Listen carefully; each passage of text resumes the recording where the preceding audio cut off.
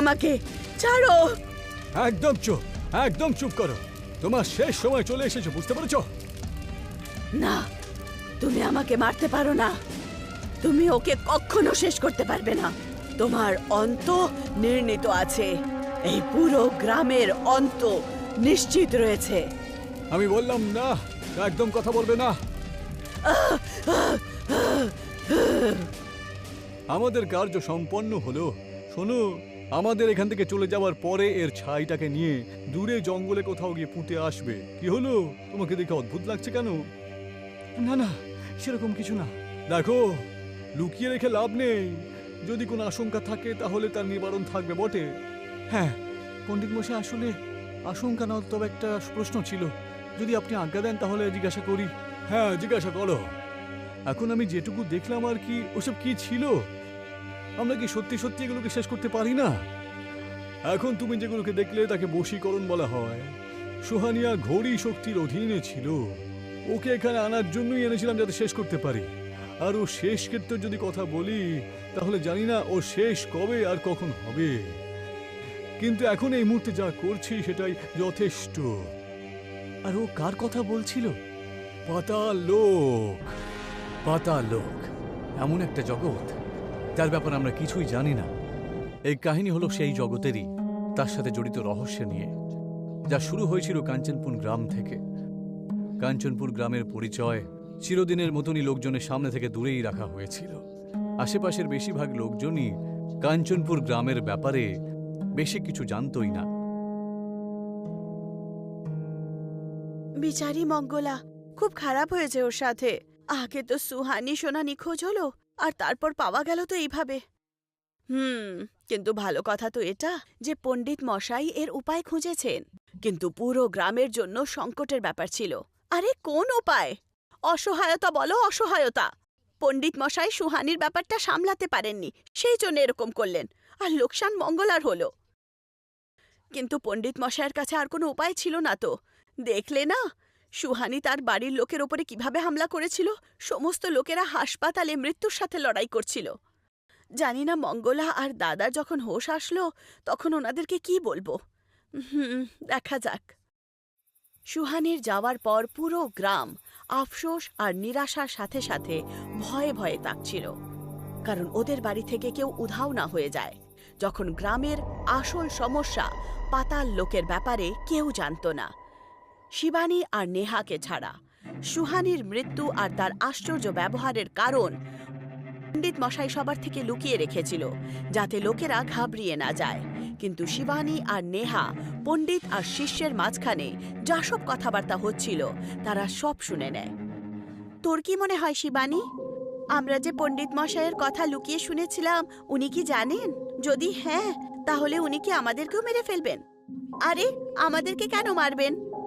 কারণ আমরা ওনার এরকম সেরকম কথা শুনিনি, আমরা পাতাল লোকের কথা শুনেছি, যেটা ওনারা আজ পর্যন্ত লুকিয়ে রেখেছিলেন ওনার শিষ্যর থেকেও। দেখ, আমি জানি না উনি কি করবেন, কিন্তু যদি ওনারা কিছু করেন তাহলে আমরা সব বলে দেব সমস্ত গ্রামবাসীদের। না না, আরে আমার মেয়ে নিখোঁজ হয়ে গেছে, আমার মেয়ে নিখোঁজ হয়ে গেছে, ওকে খুঁজে বের করো কেউ। আরে না, আমার ছেলেকেও খুঁজে পাচ্ছি না। কি করব আমি, কি করব এখন? আমারও নাতি খুঁজে পাচ্ছি না। যার ভয় ছিল সেটাই হলো। গ্রাম থেকে 10টা ছেলে আর মেয়ে উধাও হয়ে গেছিল। গ্রামে এই হওয়া ঘটনার পর পুরো গ্রাম ভীতু হয়ে গেছিল। পণ্ডিত মশাই বুঝতে পেরেছিলেন যে শক্তির মোকাবেলা করার জন্য ওনারা সুহানির বলি দিয়েছিলেন, সে এখন আজাদ হয়ে গেছে। তক্ষুনি আমাদের যেতেই হবে। কোথায় পণ্ডিত মশাই? কাঞ্চনপুর গ্রামের সব থেকে পুরনো মন্দিরে। গ্রামের নদীর পেছনে একটা গোপন রাস্তা রয়েছে, তার ভেতরেই রয়েছে ওই মন্দির। ওখান থেকে আমরা আমাদের সমস্যার সমাধান পেয়ে যাব। ঠিক আছে পণ্ডিত মশাই। নিজের শিষ্যকে সমস্ত নিয়ম বুঝিয়ে দিয়ে পণ্ডিত মশাই পুরনো মন্দিরের দিকে যান। গ্রামবাসীরা গায়েব হয়ে যাওয়া বাচ্চাদের ব্যাপারে পুলিশ স্টেশনে কমপ্লেন করে। অন্যদিকে নেহা আর শিবানী পাতাল লোকের ব্যাপারে আরও জানার চেষ্টা করছিল। কিন্তু আফসোস, অনেক চেষ্টা করার পরেও কারোর হাতে কিছুই লাগে না। এখন কি করব? এত চেষ্টা করলাম কিন্তু কিছুই জানতে পারলাম না। এরকমই চললে আমরা পাতাল লোকের ব্যাপারে কিছুই জানতে পারবো না। নেহা, আমরা লাইব্রেরি গিয়ে ওখানে যা পাই সেটা দেখি। লাইব্রেরি? কিন্তু ওখানে কি পাবো? নেহা, আমরা পণ্ডিত মশাইয়ের বাড়িতে যাই, ওখানে গিয়ে খুঁজে দেখি, কিছু না কিছু তো খুঁজেই পাবো। হ্যাঁ, ঠিক বলেছিস তুই। নেহা আর শিবানী পণ্ডিত মশাইয়ের বাড়িতে যাওয়ার কথা ভেবে নেয়, আর একদিন সুযোগ পেয়েই পণ্ডিত মশাইয়ের বাড়ির ভেতরে ঢুকে যায়। ওখানে তারা অনেকগুলো বই খুঁজে পায়। অনেক চেষ্টা করার পর অবশেষে তারা পাতাল লোকে যাওয়ার নকশা খুঁজে পায়। তোমরা দুজন পণ্ডিত মশাইয়ের গ্রন্থ নিয়ে কি করছো?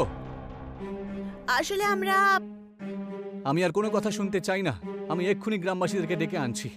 তোমাদেরকে আমি ছাড়বো না। হ্যাঁ, আমরা পাতাল লোকের ব্যাপারে জানি। কি? হ্যাঁ, আর এটাও জানি যে গ্রামে যে ঘটনা হচ্ছে তার পাতাল লোকের সাথে কোনো না কোনো কানেকশন আছেই।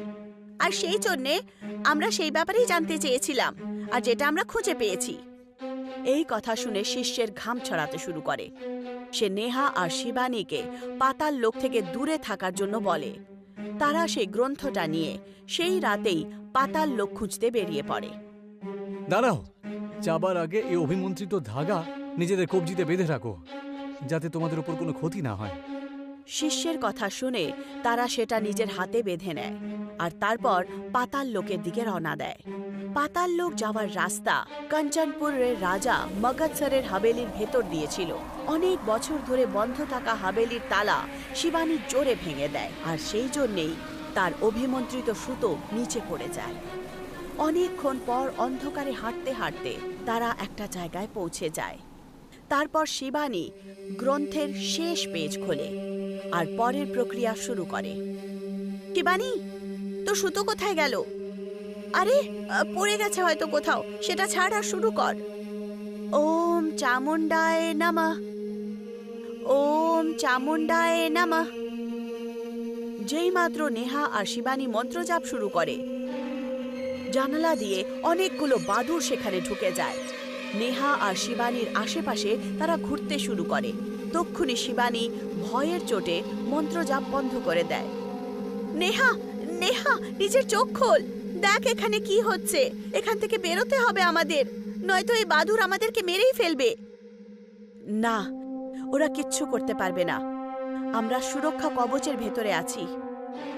নেহা আর শিবানী আবার মন্ত্রজাপ শুরু করে। ওখানে অন্যদিকে গ্রামে হাহাকার ছিল। হঠাৎ করে গ্রামে আগুন লেগে যায়। পালাও! এখানে কি হচ্ছে? পালাও! ভগবানের প্রকোপ চলে এসেছে! বাঁচাও! আমাদের বাঁচাও!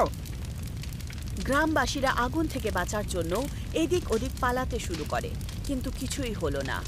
আগুন প্রচণ্ড তীব্র ছিল, আর অর্ধেকের বেশি গ্রাম খারাপ হয়ে গেছিল। ওম চামুণ্ডায় নমঃ। নেহা আর শিবানী মন্ত্র জাপ করছিল। তক্ষুনি শিবানীর চোখ দিয়ে রক্ত বইতে শুরু করে।